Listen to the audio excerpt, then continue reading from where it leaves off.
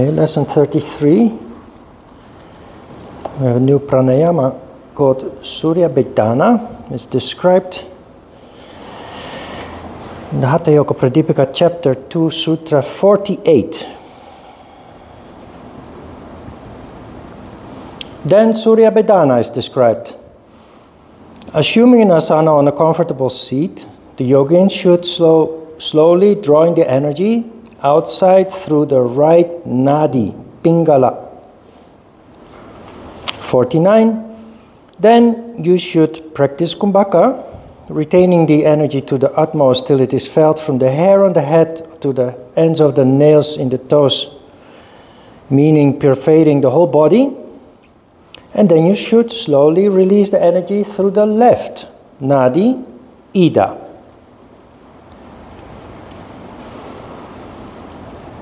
Surya Bedhana means piercing the sun.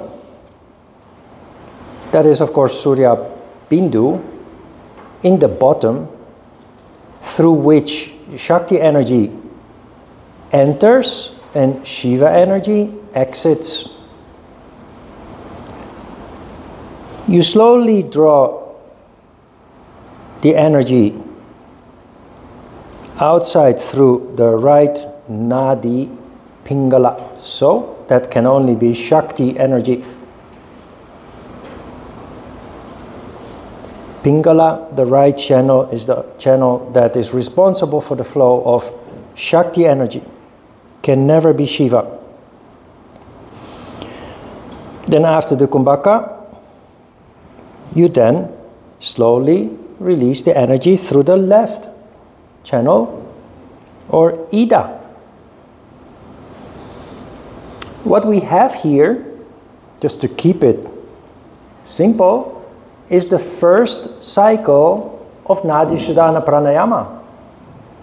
Shakti in, kumbhaka, Shiva out, kumbhaka. But here, there is no second cycle. With Nadi Shodhana Pranayama, the purpose of Nadi Shodhana Pranayama was flushing through the energy channels, not changing of the condition. So you first increase Shakti in the first cycle. In the second cycle, you increase Shiva. But now we have a very particular exercise where you deliberately change your condition with an increase of Shakti and a reduction of Shiva. This leads to Rajas.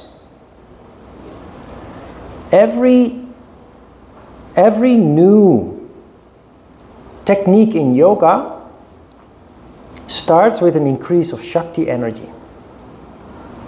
Because a human being has a natural tendency to be in tamas. Because of the universal tendency for energy to condense and materialize towards the bottom, we need to first make that energy rise against the condensation. We need to expand and let it rise.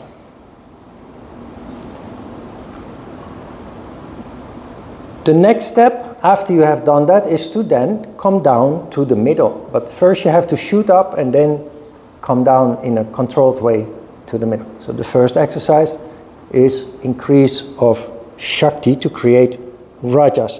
In Sutra 50 is explained why. This excellent Surya Bedhana should again and again be practiced, as it purifies the brain, destroys diseases arising from excess of wind, and cures maladies caused by worms. It purifies the brain. In an unconditioned person, the brain is just running wild with subconscious thought.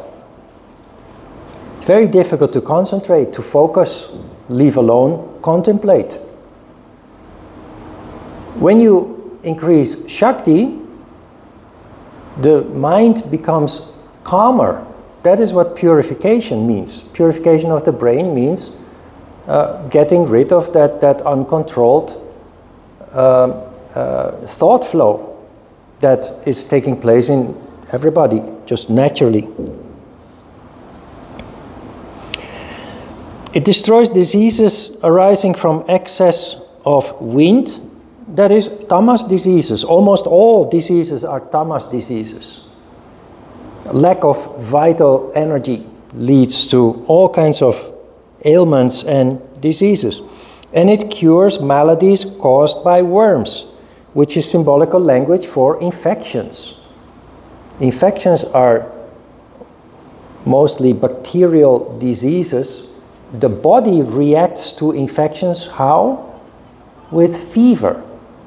It is heat that gets rid of the bacterial infections, the worms, as it is symbolically called here. So what this pranayama does, it's very subtle, but it raises the temperature, which leads to getting rid of diseases that are caused by a lack of vital energy, and in particular, infections. Ajita thinks that among his students who until recently nobody had caught corona, he thinks that the practice of Surya Bedhana is responsible for people being immune to corona. I haven't had corona so far either. And the last time when I was at the general physician, he asked me, "Did you have corona?" And I said no, and he was really surprised. He said, "You must be super immune," or something like that. Maybe I'm just careful. I'm not a very social person, but apparently almost everybody has had it by now. I haven't yet. I'm not going to claim that it's because of Surya Bedhana. I'm just not.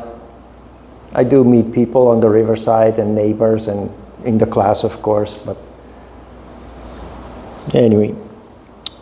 So, Surya Bedhana, piercing the sun, Shakti in counting to 20, retention counting to 80, applying the three bandhas,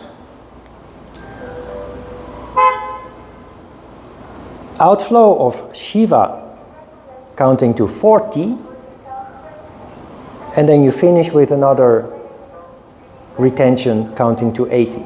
That's it. One cycle. So you have more time now to concentrate on nada. 35 minutes is plenty of time for all of this. So do not rush through the counting. Take your time. It explicitly says slowly let energy in through the Pingala channel, and then in Sutra 49, slowly let energy out through the Ida channel. So don't rush. Count slowly, gradually, so that it has more effect. Questions about Surya Bedhana? Let's give it a try.